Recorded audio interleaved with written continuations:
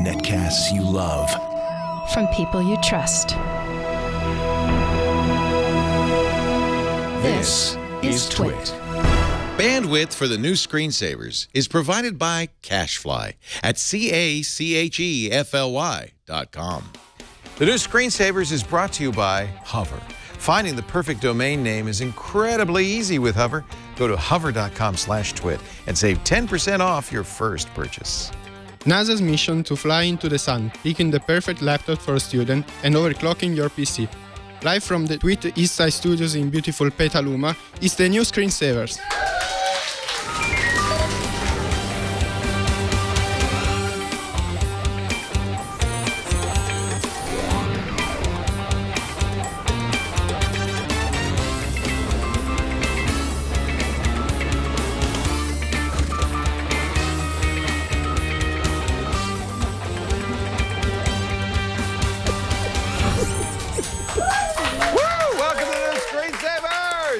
And thanks to Paolo from Varese, Italy. He's one of a large group of, largish group of students visiting. When I say large group, you probably shouldn't show them on camera because that gives away the fact that they're in fact not a large group, but a small group of wonderful students visiting the States. They're from a group called Coding, and they're learning about coding. They're all 14-year-old students. It's really nice to have you all, except for Paolo, who's 17.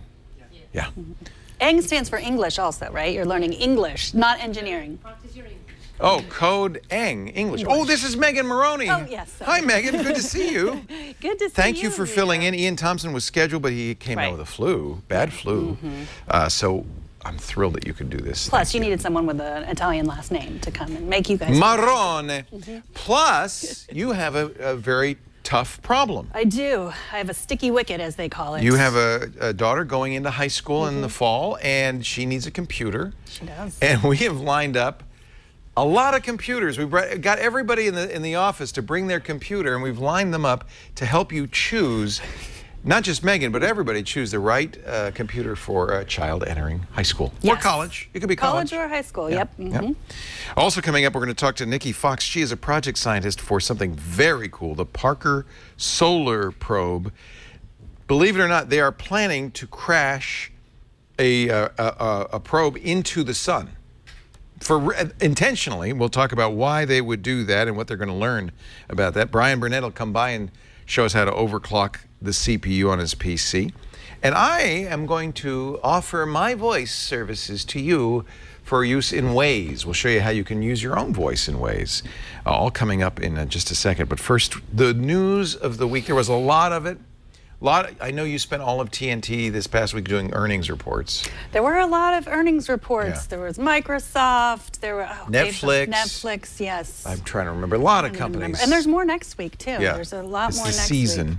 Yeah, it is the season. Yeah, and I don't, like, the numbers really don't matter to me. It's how, the story behind the numbers. Yeah, matter. because we're not a financial network. No. You can watch CNBC or whatever for that, Fox Business News.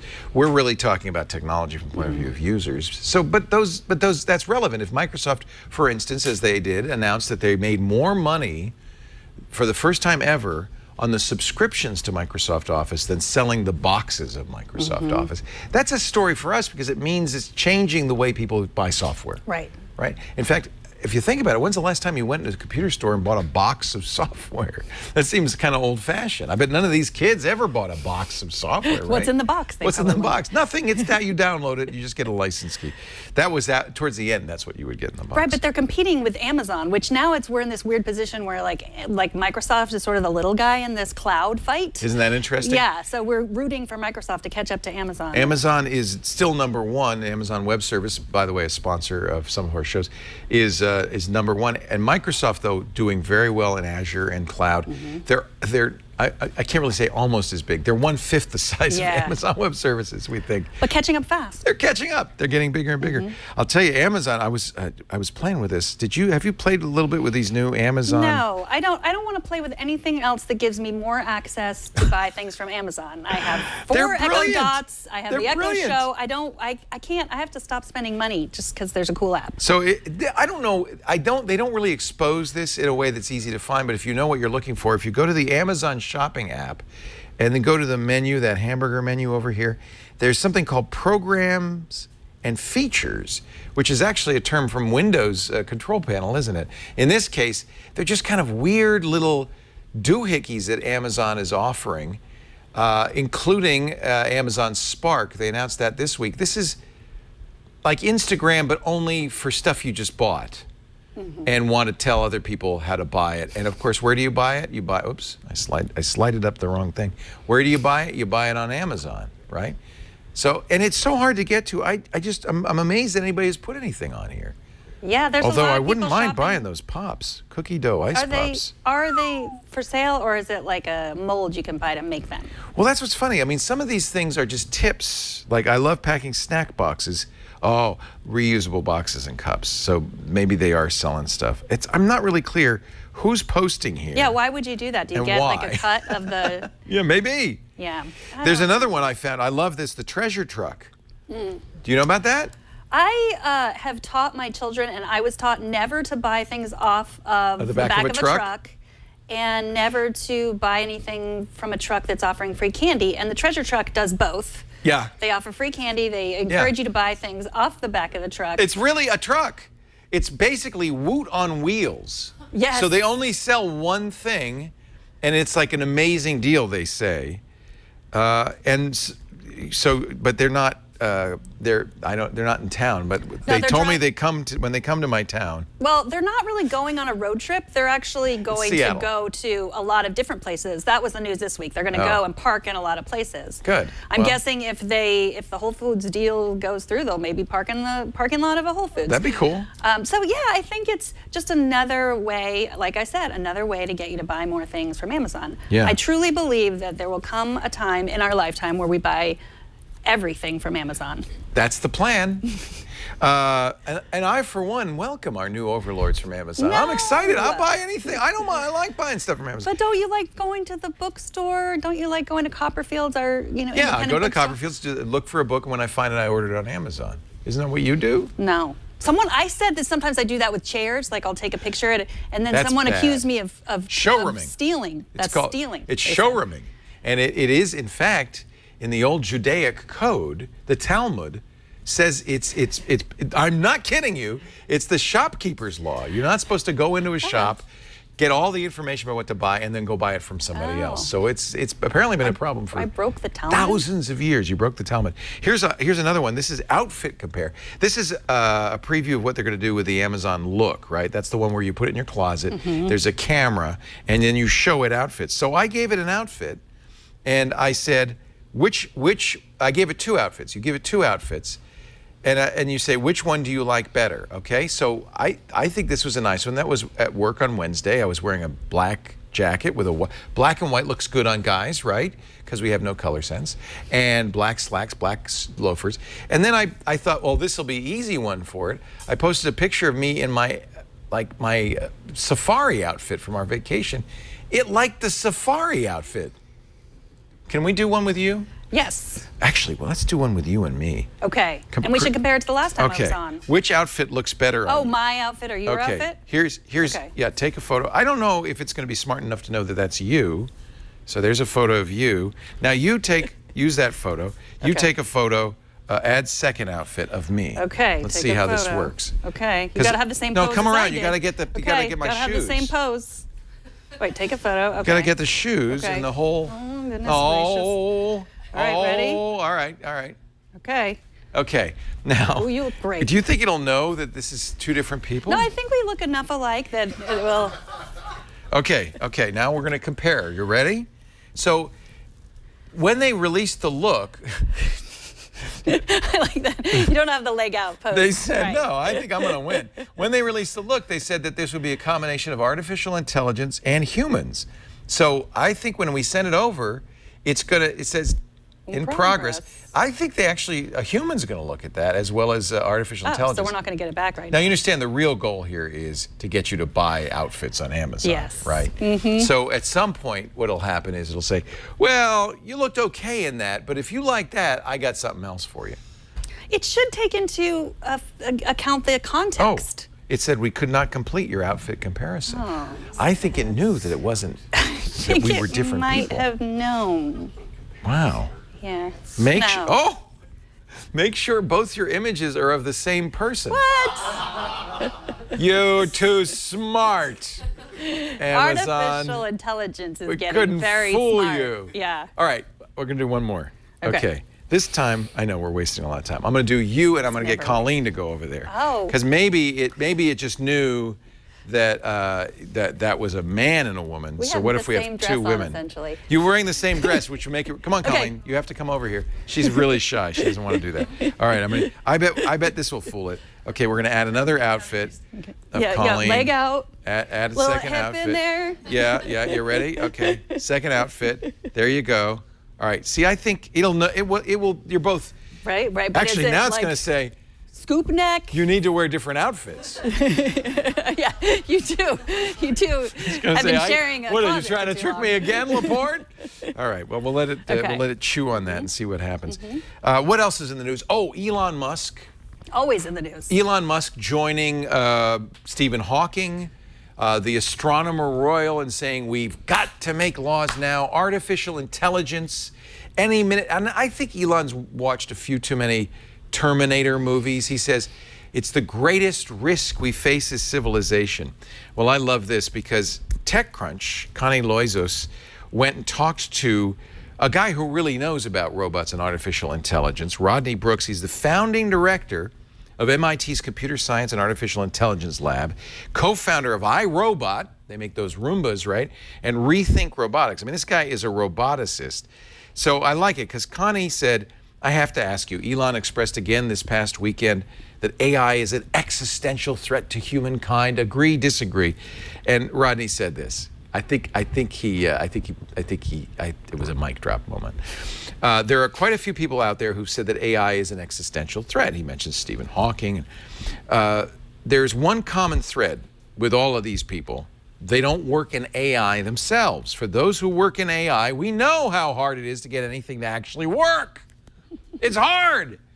The reason that people like Elon make a mistake is they look at something like AlphaGo, the Google machine that beat the Go champion, and they think it's thinking. They look at it, they go, oh, it's really smart. He said, but if you talk to the AlphaGo people, they say, this thing's stupid, it's a box of rocks. It does one thing, play Go, and can't do anything else, and even the Go is touch and go. He said, he talked to them, they said, oh my God, this machine is so smart, it could do just about anything. But I was at DeepMind in London about 3 weeks ago, and they admitted things could have gone very wrong. So he says, you can't regulate. If you're going to regulate now, this guy is a big thinker. If you're going to have a regulation now, either it applies to something and changes something in the world, right? Or it doesn't apply to anything. If it doesn't apply to anything, what the hell do you have the regulation for? What behavior do you want to change, Elon, right? By the way, let's talk about, and this is the mic drop moment, let's talk about regulation on self-driving Teslas, because that's a real issue. All right, so enough said. I'm not going to worry anymore. Rodney says the machines aren't coming for us. I think that we don't have to be afraid, but I think we need to be mindful. I mean, the idea of artificial intelligence, right? The idea behind it is it's not just learning a thing, it's then teaching itself how to do other things. That's what it is. Like, that's what artificial intelligence is. But I think what Brooks is saying is, when that happens, then we should talk about it. But it's a lot farther off than you and I imagine. Right. I mean, humans are very complicated, but I think it's something to say that learning chess is different than learning Go. There are so many different moves and emotion. That's two different computers, though, right? True. So one could do one could do the other, neither could do both. Right. No, don't get me wrong. I think Elon Musk just says whatever comes into his mind. He has no filter. He thinks we're living in a simulation. Right. He thinks we're living in a game. He thinks he's going to get us from D.C. to New York in 30 minutes. In a pneumatic tube. Yeah, under the ground. By the way, he tweeted for some reason, and we don't know what this means, that he had government approval. Right. He said verbal approval. From what Donald Trump said, hey, Elon, huge, it's wonderful, go do it. Well, he probably did. The White House said they had some good conversations, but like people that were like working on the ground in the like Department of Transportation, well, the Department of Transportation said they had conversations, but the people in New York, I think it was one representative in New York, said, we didn't talk to anybody. He didn't talk to us. I have no idea what he's talking about. First of all, Elon's not creating a Hyperloop company anyway. And if you actually put a human in that, his brains, we talked about this last week, would splat against the back of the Hyperloop. So there's some issues that have to be solved. I'm sure the government said, yeah, keep working on that, Elon. Get back to us. There's certain people that they want to turn to jelly. If he has... Really? Who? I said there's certain people that the government probably wants to turn to jelly. We know who we could put in there. Yeah. Yeah, I think you're probably right. I think he needs government approval for the boring machine, the company that's boring holes under L.A. That I think you should get government approval. Well, that's the boring company is the same one he was talking about. But this is East Coast boring company. But Hyperloop is different than boring. It's not? They're boring the hole for the Hyperloop. The boring company, they all have separate, it's like separate from Tesla, separate from Solar City, and yes, but it's all Elon... Elon Musk. Okay, I don't know. Elon's never done a company for Hyperloop. He just talked about it and said, let other people do this. He is doing the boring company, but the purpose is for cars to drive underground. Right? No, I think it's tubes. Okay. I have verbal approval that we can go on to the next story. Another thing we don't have to worry about for a little while, I'm sure. Let's talk about something actually that isn't coming up right away, but it's coming up pretty soon. In just a second, we're going to talk about going to the sun, the first ever NASA mission to actually physically contact the sun. Nikki Fox will join us in just a second from NASA. But first, let's talk hover.com. Our sponsor today is the place I go whenever I want to register a domain name. What's the weirdest domain name you own? Do you own any weird ones? I own goatswearingclothes.com. See? Everybody does. Everybody. Do you have a weird one? I don't. No? I have fancypants.com. Oh, you do? How much you want for fancypants.com? I have another one, tunictime.com. I was thinking maybe we could sell fancy pants and tunics. To goats. To goats. I'm waiting for this all to work the details out. I'm sure with hover.com, you may have a funny name or two. You might have a real name too, like the domain name we use for twit.tv. Where's that registered? Hover.com. Hover has over 400 domain names, extensions. So there's .com and .net, but there's also .tv and .am, .fm, and weird ones. Like, I love these, like .design and .tech. Look at all of these. .pizza. Do you have Megan.pizza? Yes, I do. Don't go buy it. I don't have it yet. Hyperloop.pizza would be really awesome. Yes. .hospital, .lawyer, .ltd. I can go on and on. There are 400 of these. .horse. Elon.horse. Once you find your domain, Hover Connect will help you set up it automatically with almost all the websites. You know, our sponsor WordPress, it was so easy. I can go on, and they have a just punch button that just does it for you. And what's nice about Hover, they just do, there's a whole bunch of them. What's nice about Hover is they just do domain names and email, and that's it. So you don't get a big upseller. Would you like to do hosting with us? Would you like to get Whois privacy? Some of these domain name registrars, it takes pages before you could check out. Well, for instance, you get Whois automatically. They know you want it, so eligible domains include Whois privacy as part of the price. And I love this, because I have about 40 domain names now at Hover. With volume discounts, the more domain names you own at hover.com, the more of a discount Hover will apply to your account, and they'll do that automatically. I love Hover, and if you ever need a hand, you don't have to dig through articles or FAQs. They have a great support team that is famous for their support. You call that number, you will not get put on hold. There's no annoying phone tree. They will stay on the line until they fix it, till they get it done. The best customer support in the business. Find a domain name for your idea. I tell everybody, if you're doing email, you shouldn't be at Gmail or at Hotmail or at Outlook or at Yahoo. You should have your own. You should have Morrone.net or whatever, Morrone.mail, and you should have it forwarded from Gmail, so that if you change, you know, your email provider, you don't have to change your email address. Go through Hover. It's just the way to do it. Hover.com/twit. Get 10% off your first purchase right now at hover.com/twit. We thank them so much for making the new screensavers possible. Let's go to the Skype and visit. We're going to go to Baltimore, your old stomping grounds. And Nikki Fox is on the line. She's the project scientist for the Parker Solar Probe. She's at Johns Hopkins Applied Physics Laboratory. Hi, Nikki. Welcome. Hi. Great to talk to you. This is crazy. You're going to build this nice, fancy satellite and then crash it into the sun?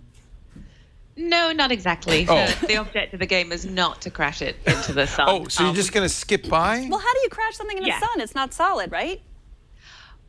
No, there's no solid surface, but if you get close enough to it, it would burn up, and that would be it, really.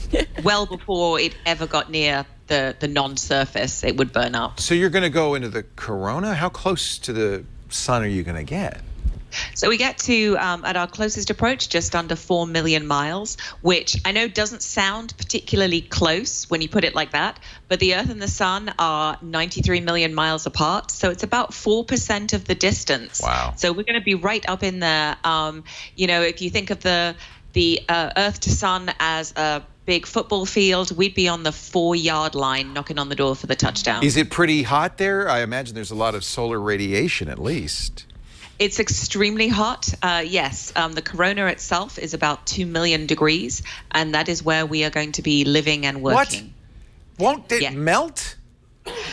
So hopefully not, no. So even though it's 2 million degrees, that's the temperature of the plasma itself. It's not very dense, and so the amount of heat that actually comes into our heat shield is only about, I say only about 1,400 degrees Celsius or 2,500 degrees Fahrenheit. Nothing. So think of it a bit like if you put your hand inside the oven temperature is like 400 degrees, but you can put your hand in there as long as you don't actually touch anything. Right. So we're moving very, very fast. We'll be the fastest man-made object ever. We'll be moving at about 450,000 miles an hour, or just under about 118 miles a second. Wow. How do you get going that fast? We launch on an enormous launch vehicle. We go up on the Delta IV Heavy, which is currently the largest launch vehicle that NASA has at its disposal.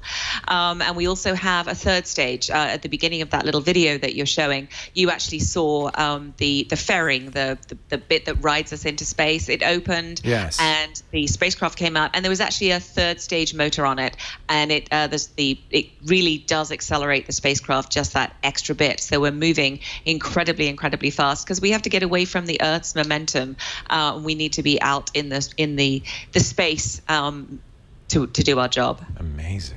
So I read that you're doing a lot of this to protect future astronauts. Can you talk a little bit about that?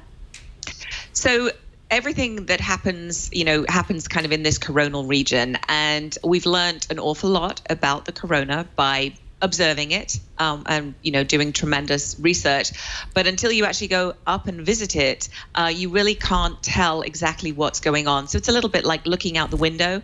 You can see that maybe the sun is shining, but you have no idea how hot it actually is until you go outside into the atmosphere and really experience it.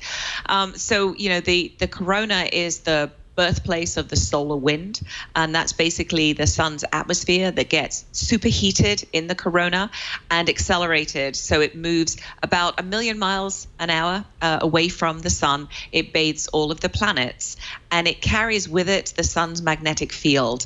The Earth has a magnetic field that we all know and we rely on so that we stay here on Earth, and these two magnetic fields can actually interact, and that allows a lot of energy to come into our magnetic environment, or our magnetosphere as we call it, and that can cause auroras.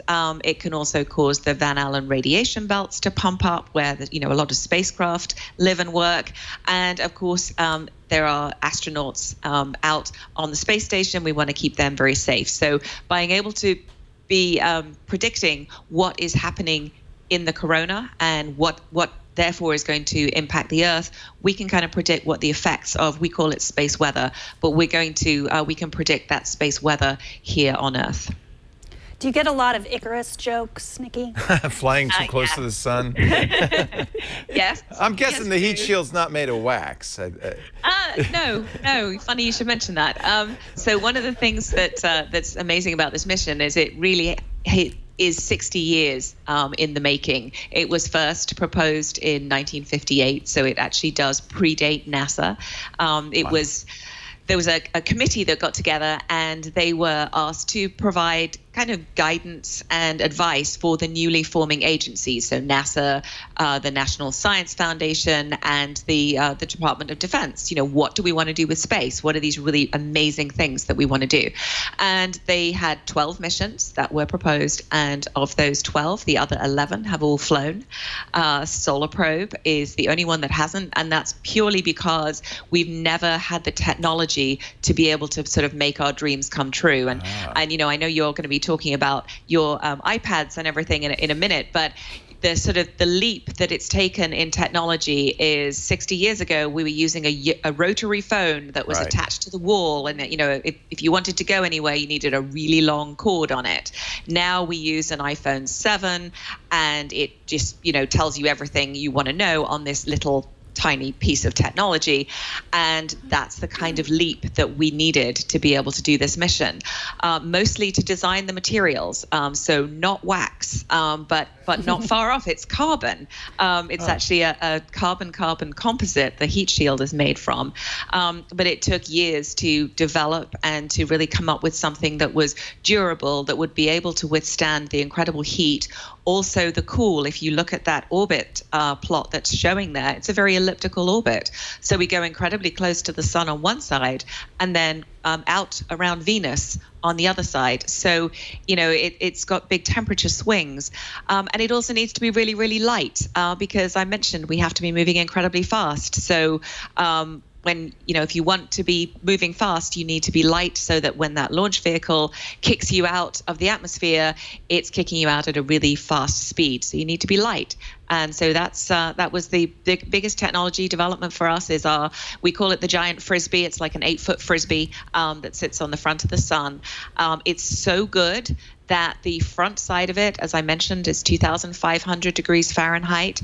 But the instruments on the main body of the spacecraft are actually just room temperature. It's kind of a warm day for them. Wow, that's really remarkable. So I'm going to actually show you. So this is a Lego model that my son built for me, and it is Parker's Solar Probe, as seen by. He was then 7. Wow. But here is the heat shield. So that's always facing the object of the game, is to keep the heat shield between us and the sun at all times, so that the instruments on the back here will remain nice and cool, operating just as they would do in a lab here on Earth. So you're launching next year. What's the timeline? How long does it take to get there, and how long will it be there? So yes, our launch window opens July 31st, 2018. 1 year. Yep. Yes, just coming up. It's a little scary when I think of that, but yes, it's coming up. It's a 7-year mission, just under 7 years. So we do 24 orbits of the sun. We'll get tremendous data. We do 7 Venus flybys. So we do gravity assists with Venus. A little bit different. Normally when you hear people say we're doing gravity assists, they actually want to take energy from the planet and speed up. We actually are generously donating energy to Venus, and it's actually slowing us down a little bit so we can gradually fall closer and closer into the sun. So we're moving incredibly fast. It's a bit like surfing around the sun, in the same way that you don't fall into the ocean if you're surfing nice and fast. That's what we'll be doing. We're going to surf the solar wind all the way around. So it's an exciting mission. Wow, no kidding. That is amazing. 7-year mission to boldly go where no probe has gone before. To surf the solar wind. Surf the solar wind, yeah. Why Parker? Is there a person named Parker? Why is it called the Parker Solar Probe? There is actually, it's a historic event just being called Parker right now, because it's the first time NASA has ever named a mission after somebody during their lifetime. It's extremely rare to even have a mission named after you, but to have it done during your lifetime is a first off. And he really wrote the seminal work. He was the one who realized there are mysteries in the solar wind, and he came up with some ideas for why maybe these mysteries were as they are. And the 2 main mysteries, of course, are the corona. We mentioned that's at 2 million degrees. That's actually hotter than the surface, what we call the visible surface, the photosphere of the sun, which is at about 10,000 degrees Fahrenheit. And so just it doesn't make sense. You've got a heat source. It should get cooler as you move further away. But for the sun, it actually gets hotter. So the corona is hotter than the surface. And in this region where it suddenly gets to its maximum temperature, it suddenly gets energized. And that's what the solar wind is. And that's how it's able to escape the giant gravity of the sun and move out and bathe all of the planets. And he came up with a very seminal work in 1958 that really was the reason that people said, hey, we need to go study this. We need to go up and touch the sun. No kidding. Mm-hmm. And of course, a lot of people will get to at least look at the sun in a few weeks with the total solar eclipse that's going right across the United States. I understand NASA has an eclipse kit and something, an assignment for people. Yes, that's right. Tell us. Can you tell us about that? Yes. So it's actually the first time in nearly 100 years that we've had a total solar eclipse that's going to go coast to coast for us here in the U.S. So NASA has many sites all along the path of totality. They have a lot of activities and things that are going on. But they're also inviting you to basically take images of the eclipse as you're seeing it. Take movies, take images, take all kinds of different cool filters that you can put on, and then you can upload it to this Eclipse app, and they actually want to use it for scientific research. So, the more views we have, the more exciting it is. So yes, get out. Make sure you're wearing your protective eyewear. Never look directly at the sun. Wear the eclipse glasses, which you can also get from the NASA Eclipse site. They'll send you an eclipse kit, and you have your glasses, and you can go out and pray that it's not cloudy and see a unbelievable celestial, kind of once in a lifetime sight. Are you going to make that trip, Nikki? I guess you'll have to go south a little bit to go see it. Yes, I'm actually going to Nebraska. Perfect. I'm going to be on NASA TV from Homestead National Park. So it's going to be exciting. My first ever solar eclipse. I've never seen one. I've always been the person that gets to stay home and sit in the TV studio. So now it's my time, and I'm going to go and see the eclipse. I hope you bring your son as well. Oh, absolutely. Both children, son and daughter. Something that you never forget. I remember seeing one as a kid, and then we went to Australia to Cairns to see the last one a few years ago in its totality, and it's really a remarkable and kind of a spooky thing. I know you're a scientist, you understand what's going on. I understood what was going on, but it's a little weird when the lights go out in the middle of the day. Yeah. It'll be a lot of fun. Nikki, a real pleasure talking to you. Thank you. Thank you so much. Thank you. Nicola J. Fox is project scientist for the Parker Solar Probe, launching next summer, about a year from now. On its way, a 7-year mission to visit the sun and the corona of the sun. That's amazing. That is very, very cool. It's hot. I heard. It's hot. We're going to send Megan on a mission. She's on a mission to find the right laptop for her high school-bound daughter. And we've got a lot of data and a lot of laptops, and we're going to see if we can help you make that choice. You still haven't purchased it, right? Nope, not yet. In fact, you were ready to I feel like you were ready to... I was ready, but then I had a last-minute change of heart. There's a lot of people out there with the same question. We'll talk about the pros and cons. I don't know if we could say one laptop that's right for everybody, but the pros and cons of a bunch of different laptops in just a moment. First, though, I'm going to show you, actually Jason's going to show you, how you can use your voice for Waze, the navigation app. Watch. I don't know about you, but I'm sick and tired of being sick and tired of the stupid navigation voice on my Android phone. It's all googly and bland and sometimes a little robotic. Look, I know someone who can do it just right. And that someone, why, it's me. Because why wouldn't I want to hear myself tell me where to go while I'm driving? I listen to the inner voice all the time. I might as well listen to it while I'm set to make a U-turn. And Waze has a feature on Android and, as of this week, on iOS that allows anyone to record all the voice prompts required to navigate with whatever voice they choose. It's super easy, too. You open the Waze app, you just tap the settings, then voice directions, and then you can tap on the record new voice button. And now, as you can see here, there's a huge list of voice prompts to record. Each voice prompt is accompanied by the time limit for that specific recording. You just tap the selection, hit the record button, do your business however you like. All set, let's go. And then stop. Each one gives an idea of the phrase to record, but you can maybe play around with it a bit and customize the words to your choosing, as long as they cover the instructions that are needed there. You can make your recording sounding even better, I noticed, by making sure you're in a noise-free environment and also by plugging in some headphones with a microphone. That's going to bypass the mic that's on your phone itself, which can result in boxy-sounding recordings if you do it that way. And once you have a full set of recordings, you just hit done and then name your voice recording and hit add. And now your navigation experience within Waze will be filled with, well, you or me. Oh, and maybe you think the rest of the world wants you to be their navigation buddy also? All you have to do is tap the share button next to the voice pack, and you can share that link. That will take them directly to your recording in the cloud so they can save it to their own Waze device and hear you all the time. Now, I can practically hear millions of you hoping I'll share my voice pack with you, so you can visit twit.to/JasonWaze to have me yelling directions at you while navigating using Waze on your own device. Whew, you're welcome. I'm Jason Howell. You can catch me on Tech News Today every weekday with Megan Morrone and on All About Android every Tuesday here on Twitter. You could also go to twit.to/LeoWaze to get my Waze. But I think Jason's he was shouting at you. Yeah. Here, I'll show you. Mine sounds more friendly.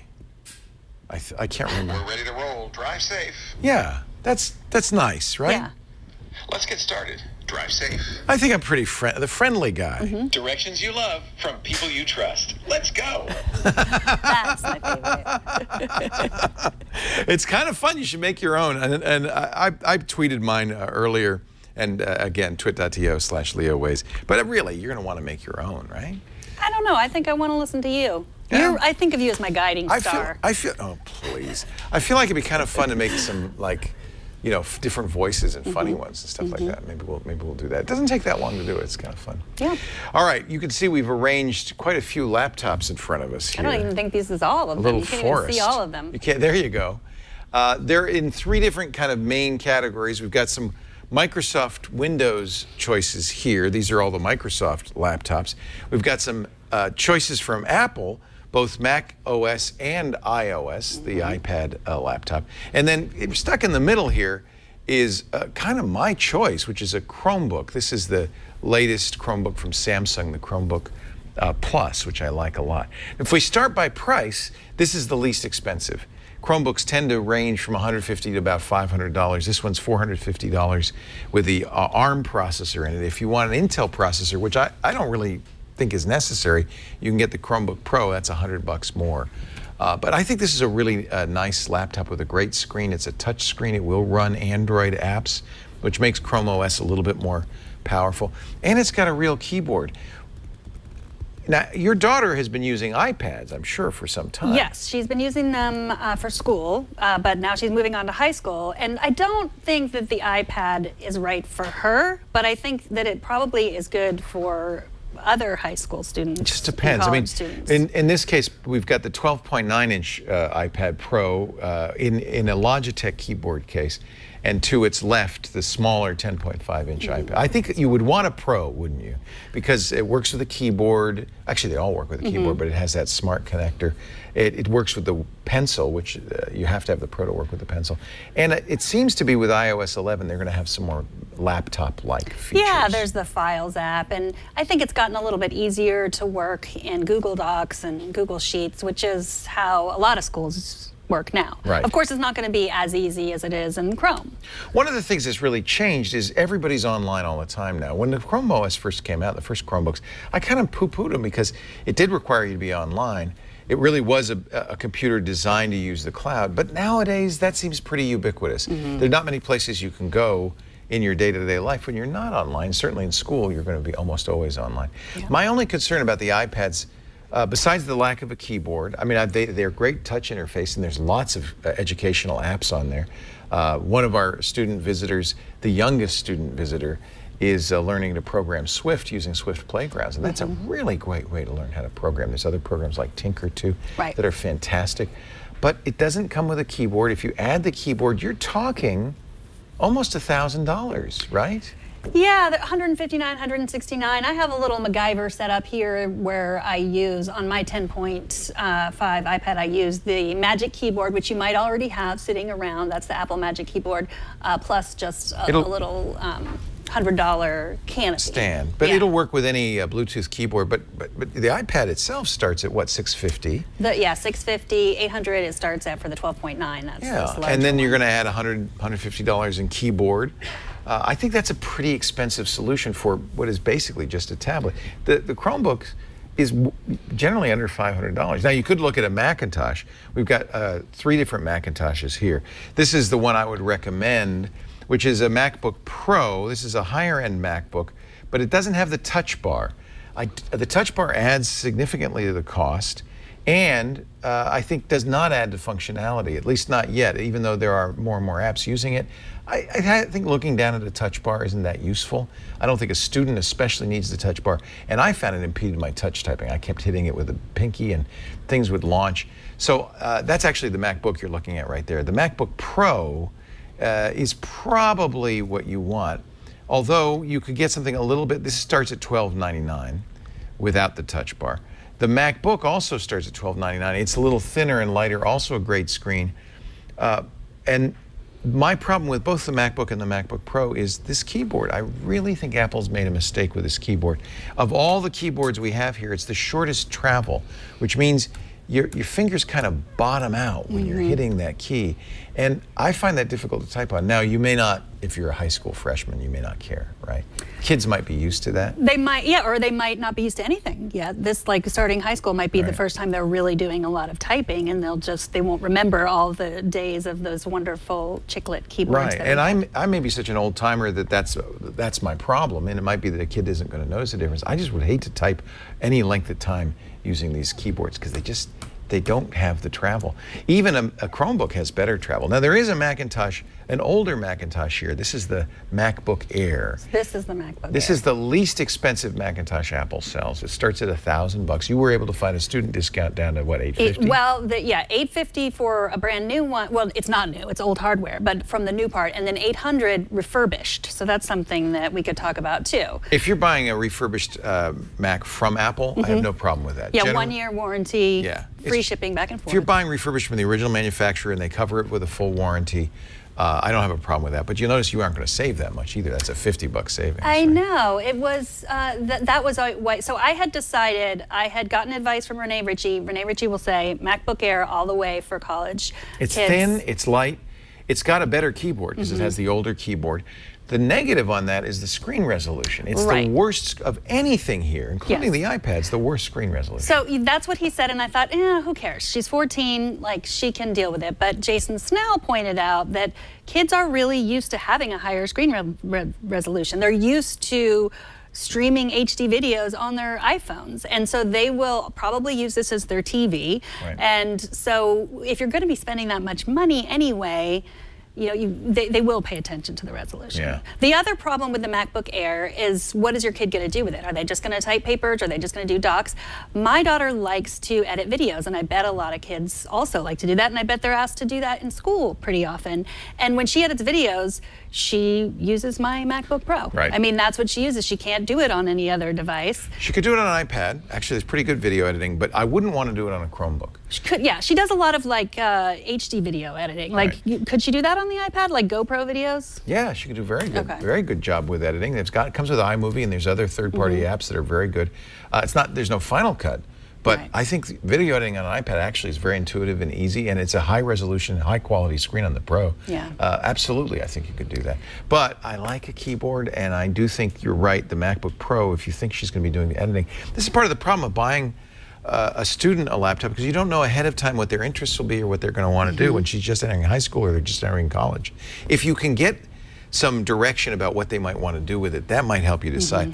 We left out over here on the right the Windows machines, and I think Windows 10 nowadays, I don't think kids have the same kind of prejudice as we might have had about Mac versus Windows versus iOS. I think Windows 10 is actually a very credible, solid operating system. One of the best things about Windows is there's a huge ecosystem. You can get a Windows laptop for under $200, all the way up to $5,000 or more, and there's some really nice choices out there. These are the 3 that Microsoft makes, and actually we got all 3 that Microsoft, well, we're missing the Studio, but these are the 3 laptops Microsoft makes. And I think these are very nice. They tend to be a little pricier. You can save money by not getting on Microsoft. You should look at Asus, Acer, Dell. I love Lenovo. Those are a little bit pricier, but they make very nice ones. But these are pretty sweet. This is the laptop. This is called the Surface Laptop. And I think a lot of students would like the fact that you can get it in 3 different colors, not just silver. Notice everything else is very silver except for the iPads. I love this burgundy color. And this is kind of weird, and I don't know how well it would wear in a student's hand, but it has a polyester, a plastic fabric coating. The fabric is called Alcantara. You might have encountered it in the headliner of your car. That's mostly where it's used. But it does give this a nice kind of soft, comfortable feel. I think Microsoft intended this laptop, which starts at $1,000, for the executive. It's very thin and light. It's kind of their version of an Ultrabook. It's all aluminum. And this is something you're going to want to think about a little bit.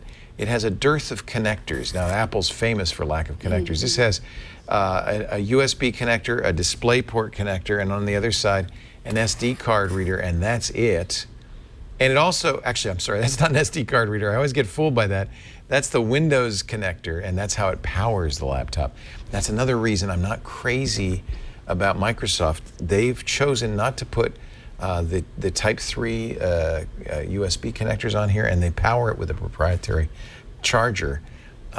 Almost everything else here, I think, except for the iOS devices which use Lightning, everything else here, and the MacBook Air, which uses MagSafe, but everything else, well, in the middle here, these all use Type-C charging, USB Type-C charging, well, and I like that. I like those Type-C connectors. As long as you brought up MagSafe, that's another consideration. I mean, if you have a klutzy all over the place teenager, the MagSafe, which is still only now, it's only on the MagSafe MacBook Air, so that's the connector that keeps it from pulling the whole system down when you pull down. But they've done. I mean, it's not easy to pull down your the new ones either. I really I think Microsoft's making a little bit of a mistake focusing on this proprietary Windows connector. It can do more. Maybe that's why they do it. This is a Surface Pro. This is Microsoft's kind of equivalent of an iPad because it's a standalone, if I detach it, a standalone tablet, which then you can buy an optional keyboard for. The keyboard, believe it or not, I prefer this keyboard to the MacBook keyboard. It's still short travel, but it feels a little bit more comfortable than the MacBook keyboard. Everybody agrees that one thing Microsoft does very well is screens. This Surface Pro screen is among the best screens out there. They're also unusual in another respect. For some reason, Microsoft likes to ship screens that aren't wide, but are a 3:2 aspect ratio.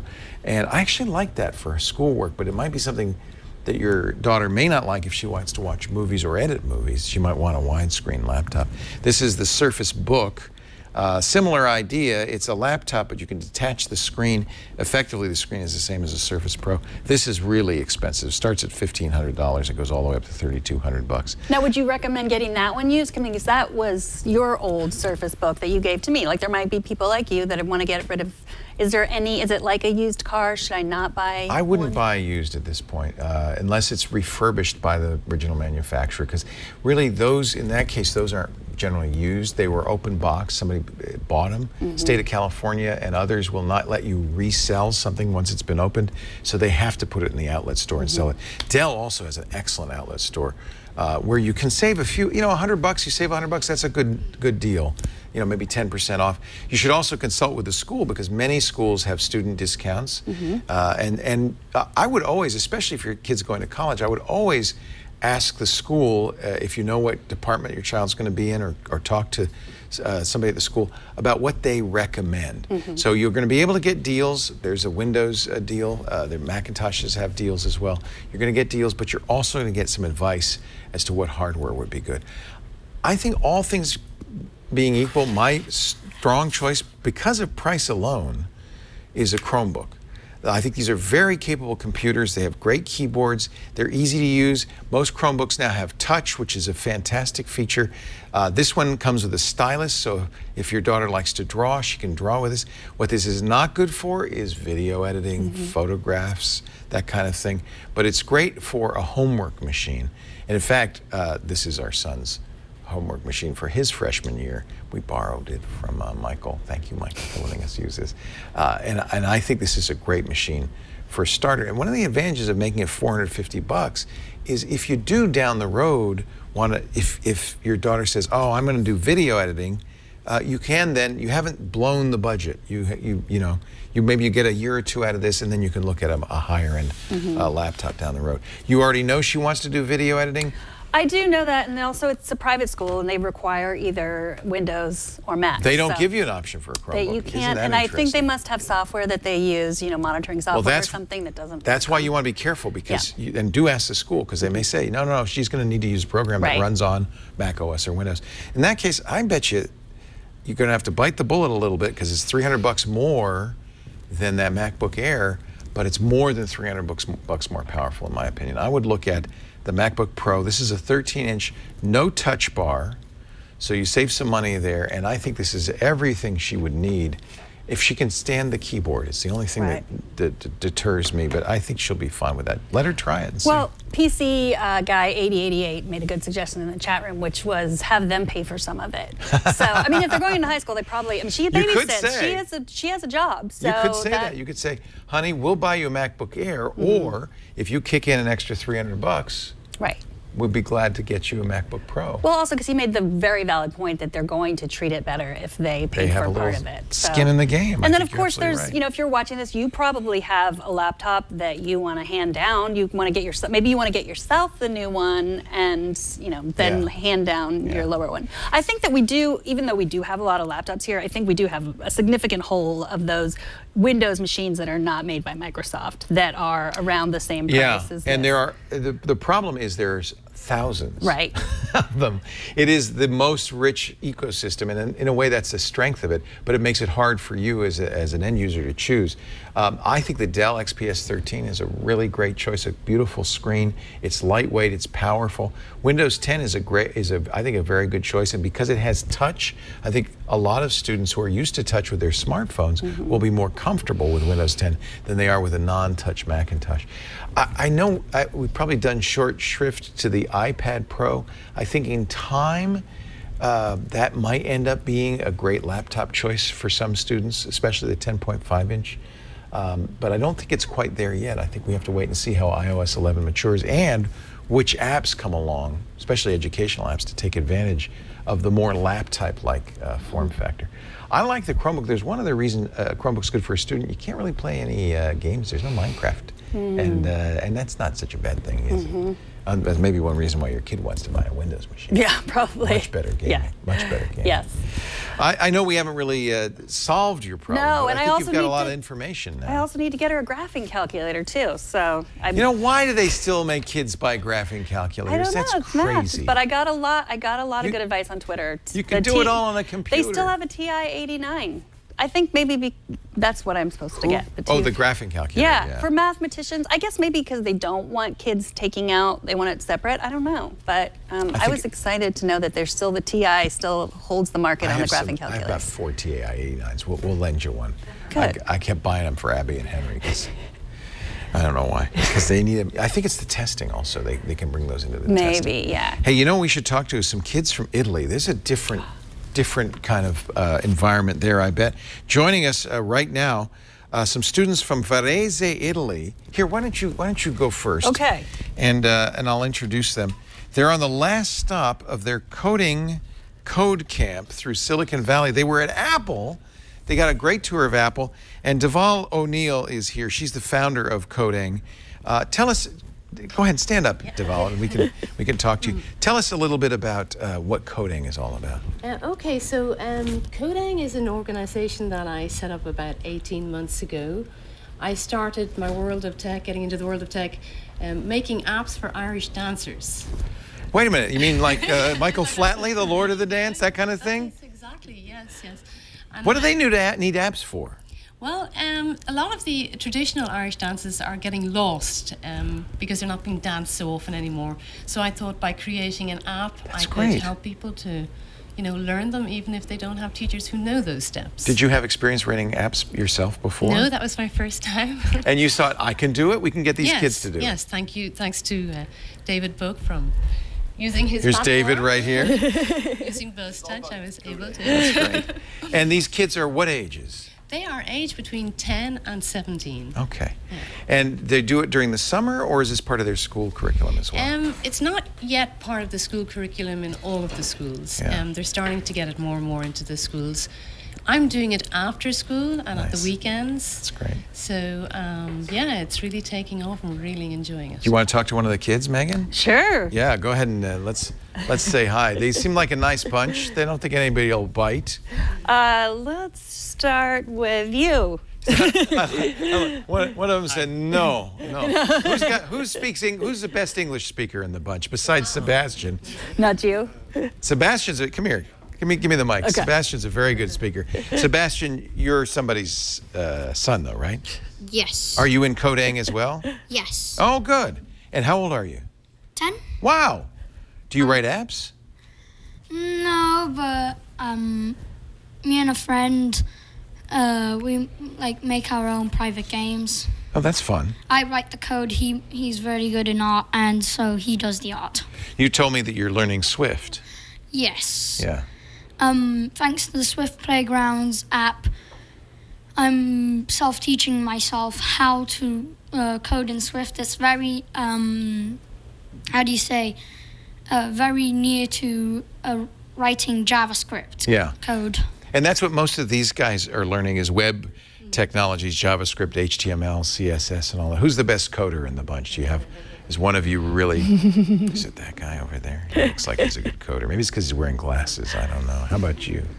They're all very shy. Anyway, welcome to the U.S. When do you guys go back? We're departing tomorrow morning, so we're finishing on a high with you. Well, I don't know. You saw Apple. You got to go inside the secret environment. Fantastic. I bet that was. A big shout out to the folks at Apple and at Stanford University and at Facebook for making this trip Really nice. really a success. Deval, thank you for visiting us. Thank you, David, for bringing this troop. And I hope you guys had a great time in the United States and you'll come back and visit us. Actually, forget that. I'm coming to visit you. Let's take the whole show to Varese. What do you say? All right. Andiamo. Isn't that what you say, I think? Thank you. It's very nice to have you here. I love it that we get these school groups come by and visit. I don't know how we got on that list, but I'm glad we are. It's a really nice bunch. All right. Let's see here. Oh, it's time for a call for help. Let's do it.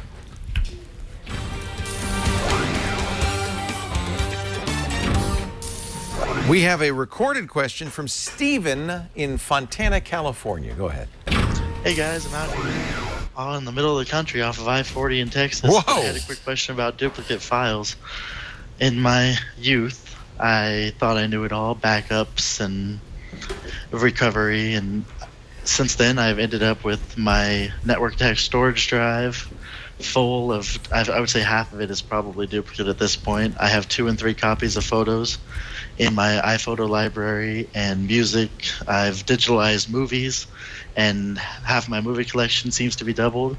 I've tried Genie duplicate remover. I've tried all kinds of things, and I can't figure out how to get everything removed. Maybe you guys can help me out. I'd really appreciate it. Thanks.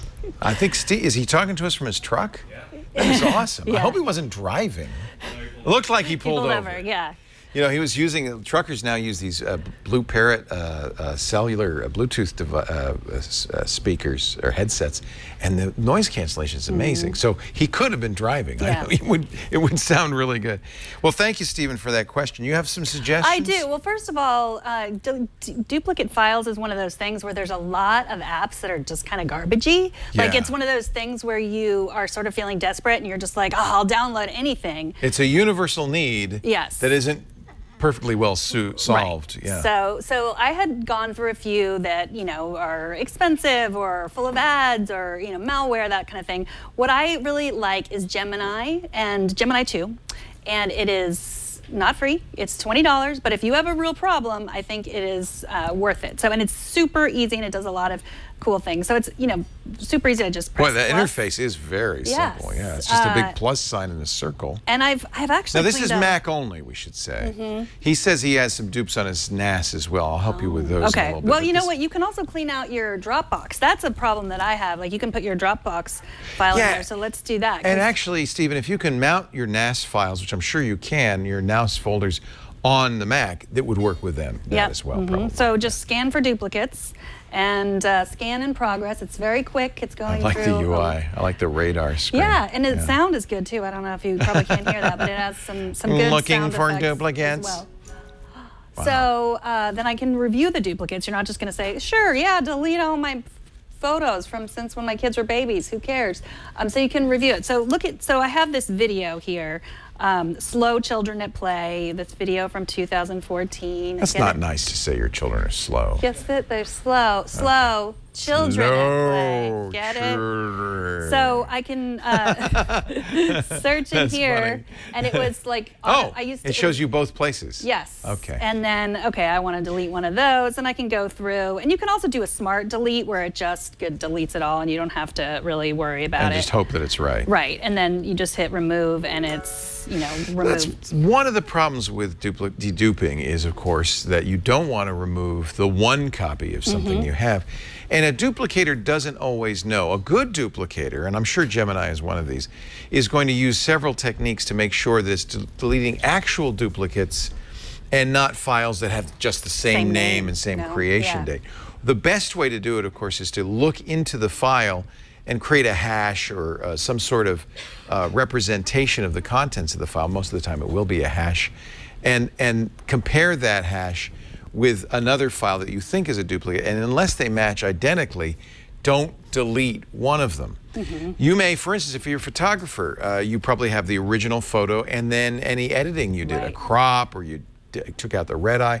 Those aren't duplicates. And even though they may be named the same, even kind of look the same, a program like Gemini should be smart enough to say, well, they're not identical, so I'm going to keep both of them. And I presume Gemini. Yes, it uses 12 different parameters to tell what it is. Very important. It also does, so if you're like me, like you take 70 pictures, or you take 10 pictures of the same thing to get the right one, and then it's just all uploaded automatically. This also looks at similar photos. So if you see this. That's an option. Yes, so you can look at this, there's this family picture might want that looks slightly different than that one, like, maybe someone's smiling. Oh, that's and interesting. I don't need that one, and that one, and here's the edited version of that one, and so it'll like look at slightly different pictures. It's always risky to use these dedupes because if it makes a mistake, it's going to delete something. Right. So my strong recommendation, and this probably isn't practical for Stephen, who sounds like he has so much duplication, is make a backup. Your best bet would be go folder by folder, make a copy of the folder, then dedupe it.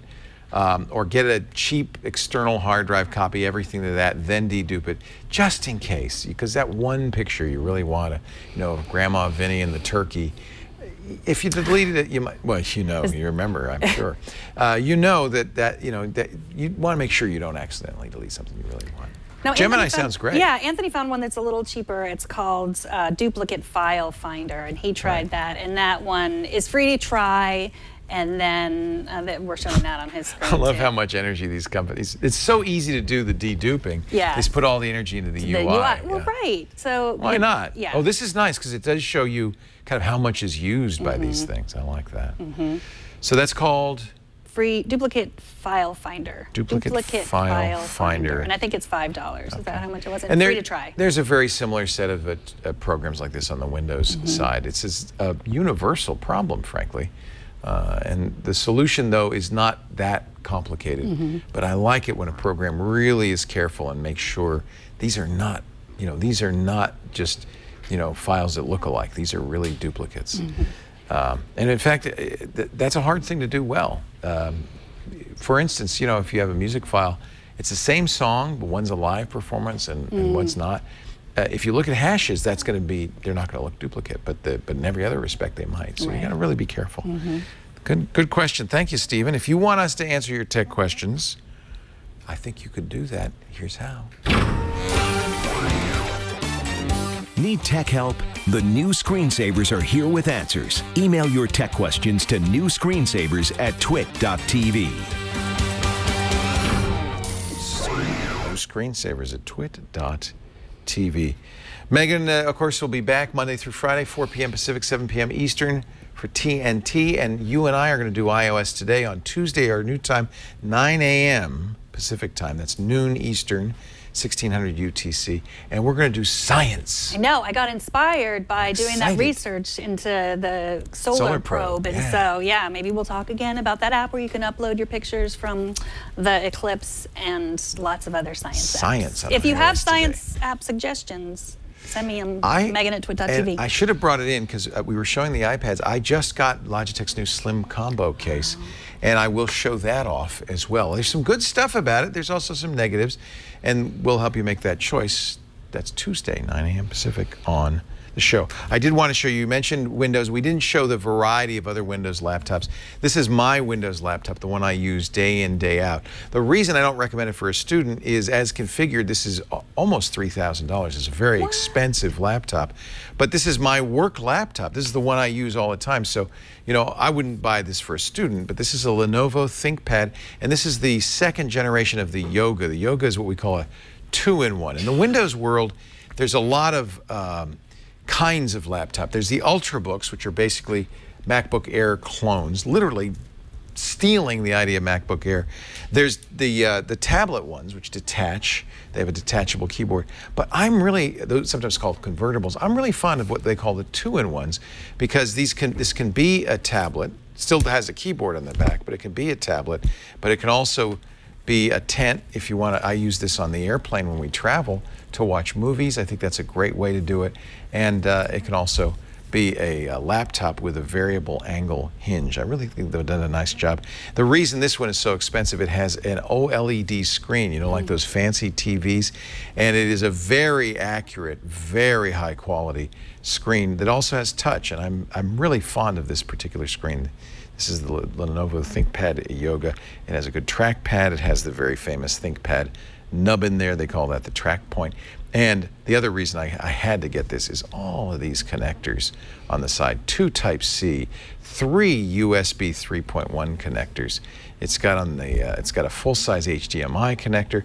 Unfortunately, a little bit of a proprietary Ethernet connector, but it does have a hardwired Ethernet connector as long as you get the adapter for that. And I love it that there's a pen, just like on the Surface, but it doesn't just kind of hang off via a magnet. It actually fits into the body of the Lenovo. So this is an active pen, it's pressure sensitive and all of that stuff. So I think this is a pretty nice, a fingerprint reader as well. It's a pretty nice Windows laptop, but not, maybe a graduate student. Maybe a graduate student, but probably not for the high school student.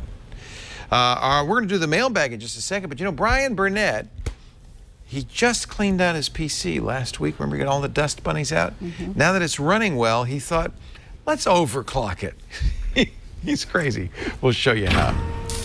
This is Bryan Burnett from Know How, and I'm going to show you how to do some simple overclocking to squeeze a little bit more juice out of your PC. Now, back in the old days, it used to be quite hard to do overclocking. But these days, it's gotten a little bit more simple. You can even download software depending on your CPU and do some overclocking without even having to go into the BIOS. But for me, I like to tweak my overclocking settings through the BIOS, and I'll show you how to do that. But before we get started, there's a few software programs we'll need to download first. CPU-Z is a great one to download. This way we'll be able to keep track of our CPU frequency and multiplier. And then the next one that we'll need is HW Monitor, because we'll be needing to keep an eye on our CPU temps. Finally, you'll want to download Prime 95, which will allow us to run our CPU at 100%, and then we can test stability over time. To get started with our overclocking, you're going to want to navigate to the BIOS. Now, right now I have everything set to default. My target CPU frequency is 3200. I have a AMD X6 Phenom processor, which comes with an unlocked multiplier, but even if yours doesn't, that doesn't mean you can't change the CPU frequency. Now, as you can see, if I change the multiplier from the stock 16 to 18, you can see the CPU frequency jump up along with the RAM frequency. In this case, I've played with my computer settings a few times, so I know that if I do 18 as my CPU multiplier and have a reference clock of 200, that'll put my computer at 3600 megahertz with a DRAM frequency of 1333, and I've been able to run that stable in the past. But as you are tweaking your own system, do small multipliers or small bumps in the reference clock, and then go back into Windows and see if it's stable after that. Once you've tweaked your numbers to a small increase, it's time to go back into Windows and open up CPU-Z and HW Monitor. Now at idle, my computer is at 28 degrees Celsius, which is pretty cool. And now my core speed on my CPU is 3600 megahertz with a multiplier of 18. Next, I'm going to open up Prime 95, which will allow me to run my CPU at 100%. And then this way, we'll be able to test our overclock, see where our temps are at, and also how long our PC can stay stable with that clock. So I know I can run this clock all day long, and my temps won't go above 50 degrees Celsius. Now with this small amount of overclocking, I have seen about 10 to 15 frames per second increase on across the board on all my games. Video renders a little bit more quickly, but overclocking like this will never get you the gains as, say, upgrading a hardware component, like upgrading your CPU or GPU. But this is a great way to get started with overclocking and get small gains for an older PC that you might want to hang on to a little bit longer. This has been Bryan Burnett from Know How. Thanks for watching. Overclocking. It's not just for kids anymore. Who were those young whippersnappers overclocking at the beginning? With liquid nitrogen. Crazy. Yeah. Yeah. That was on the old screensaver. Overclock a CPU, and that's just way too long. So we grabbed our P4, the top of the line. The Pentium 4 we were overclocking. 6 gigahertz. And there's Patrick Pentium for some reason 4, hiding under the table. Get up, Patrick. Oh my God. Is that a measure? Liquid. Yeah, I don't think it's a measure, but it's a particular type of container. Oh, that's the doer he's holding right there. Yeah, and we're really... Now, I got to warn everybody, before you start doing this at home, it's very important to get the protective headgear. So I'm going to put that on.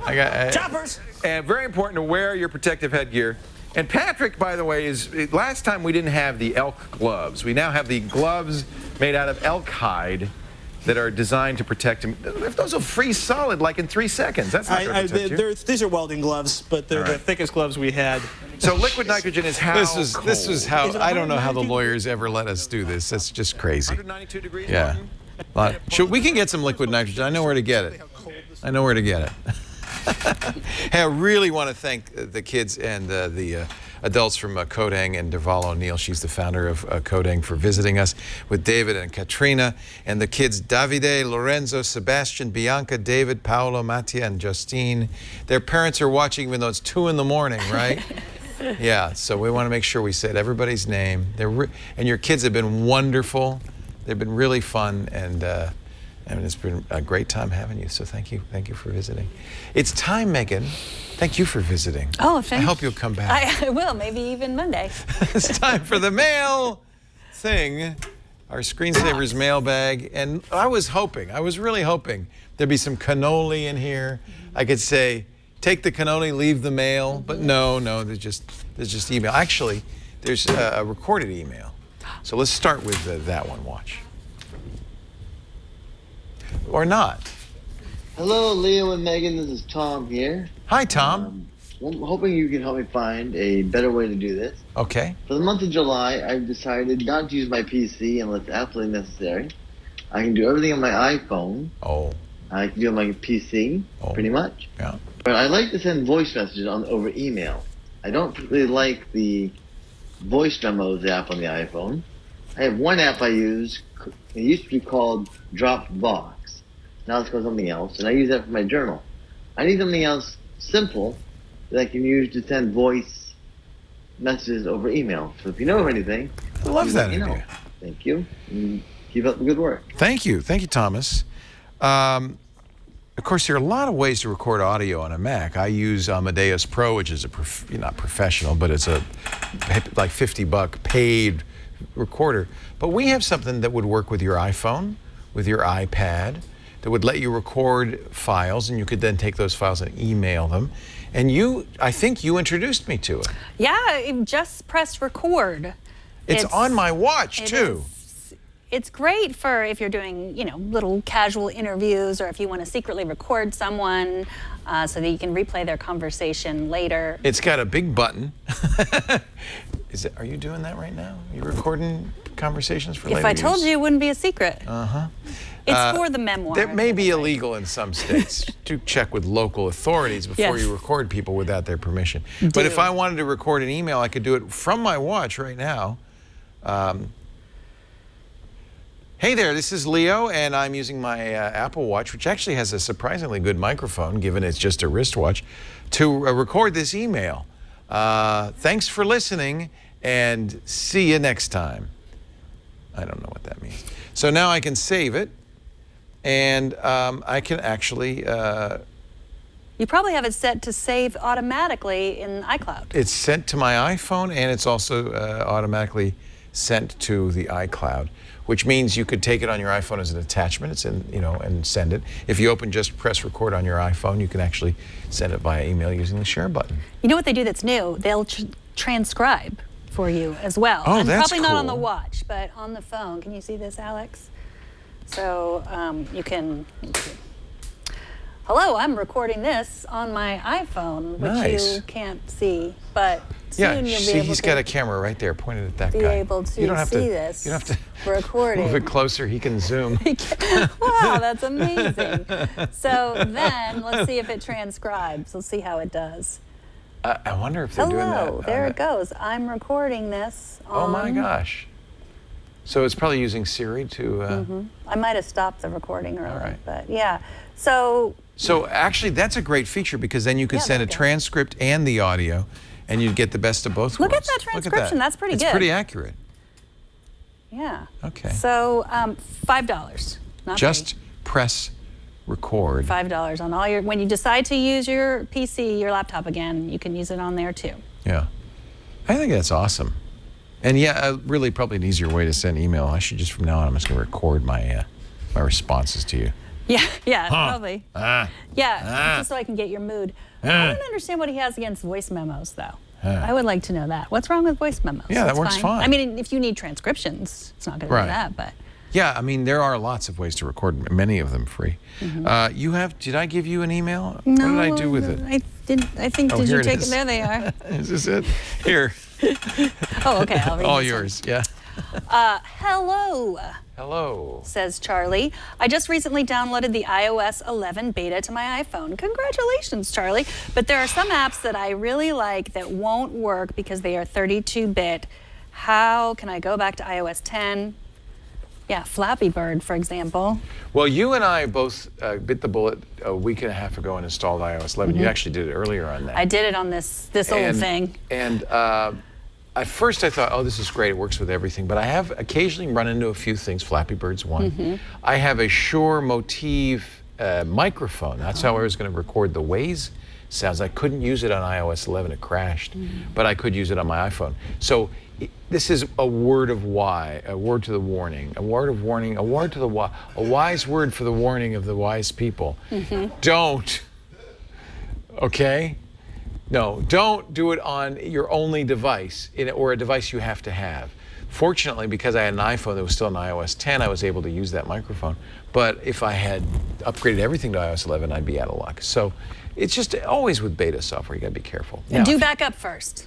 This is going to work because you backed up first, right? Because I worked, yeah. Got to back up first before you do it. So, Apple says that, but you know how people are. Right. I didn't. Okay. So we ignore it.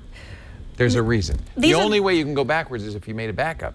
Right, exactly. So the Apple gives you the steps. Basically, you have to put it in recovery mode, which is holding down the power button and holding down the home at once. And well, it's even more complicated than that because to get into, you're going to go into DFU mode, or you're just going to. What?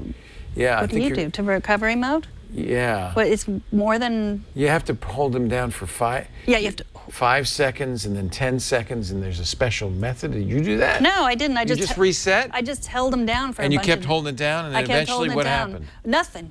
Nothing. Nothing happened. But then I hooked it up to you hook it up to iTunes, and then where you've made a backup. Right, and then and that's going to be the latest operating system, right? Because you don't have the backup.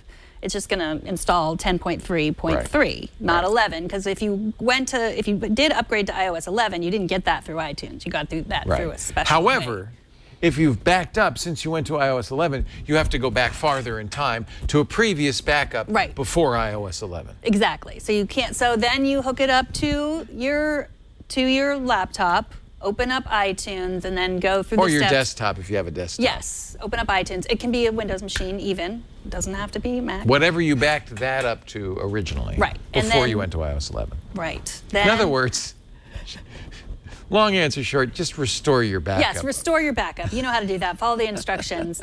But it did not work for me. It just said, what? At first, it didn't work. I restored my backup, and then I tried to install. I wanted to do fresh. Right. I want to do fresh. Every time I like to install a new operating system. Could you do, that's a question. Could you do fresh if you didn't have a backup? Could you, I mean, the backup brings back all the apps, but if you didn't back up, you could wipe it and just go back to the current version of the operating system. Yes, you go back and then but Install it didn't. 10.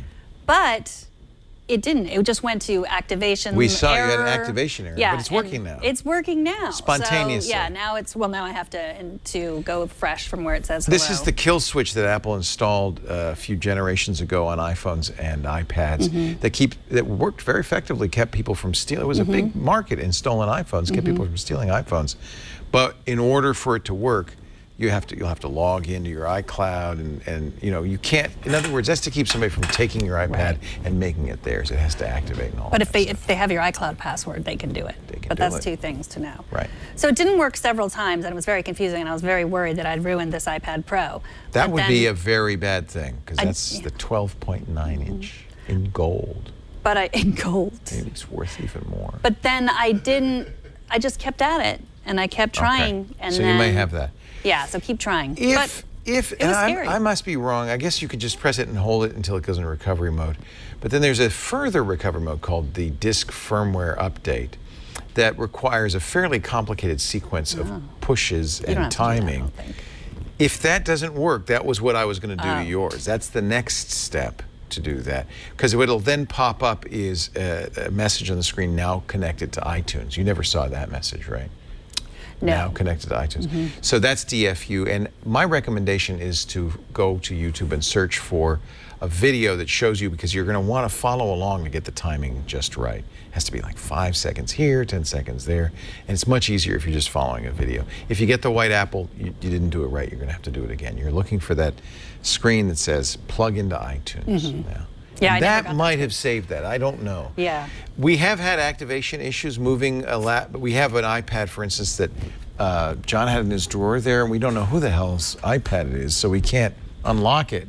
We've tried every password we know. So that's going to require a call to Apple. And then they're going to say, well, it doesn't sound like a crook. Okay, we'll deactivate. We just have an iPad sitting around? You don't know who it belongs to? It was, I don't know. I think it probably was, I don't know. It's an iPad Air. It's a black one. It was in the drawer somewhere. You know, when people leave, it might have been Sarah's old one. It might have been my old one. I don't know. This place is just littered with old iPads. No, don't say that. You know why? Because then people are going to ask for them. This was the one. It was one. There's no others, right? And you can't. There's no other unused iPads. It's not. But just know with any of this, like Apple says again and again, this is a beta. Try it at your own risk. And I was kind of scared, but I think I'm out of the woods now with this. That table is made of old iPads. You probably didn't notice that. Yes. The entire thing. I am actually made of old iPads. That's why she's the host of iOS Today every Tuesday at 9 a.m. Pacific. We'll see you then, and of course every Monday through Friday at 4 p.m. Pacific for TNT. Thank you, Megan Morrone, for filling in on short notice. I really appreciate it. Thanks once again to our visitors from Varese. I want to go to Varese. Varese, is it near the Swiss border? Is it that far north? Wow. Oh, what fun. The food and the chocolate must be phenomenal up there. Thank you for visiting us, folks, from Codeeng, Codeeng. What's the website if people want to know more? My Facebook page, Codeeng Varese. Codeeng Varese on Facebook. Thanks to all of you for being here. We do this show every Saturday afternoon, about 3 p.m. Pacific, 6 p.m. Eastern Time. That's 2200 UTC. So not that late in Italy. Middle of the night, no big deal. If you want to watch live, do join us in the chat room at irc.twit.tv. You can be part of the kids in the back of the class, kibitzing, throwing spitballs, mocking my clothing. That's fine. We love that. And if you want to be in studio, you're always welcome, no matter where in the world you're from. Just email tickets@twit.tv, and we'd love to have you. We'll put some chairs out for you. If you can't watch live, if you can't be here in studio or watch on the live stream, you can always get on-demand versions of the show. They're available at twit.tv/NSS. But you know the best thing to do is to subscribe. That way you won't miss an episode. You'll get every single one of them. You'll get up and you'll go to work on Monday and you'll go, wow, what's this on my phone? A new Screensavers. That's what we want. Thanks for being here. We'll see you next time on the new Screensavers. Bye-bye.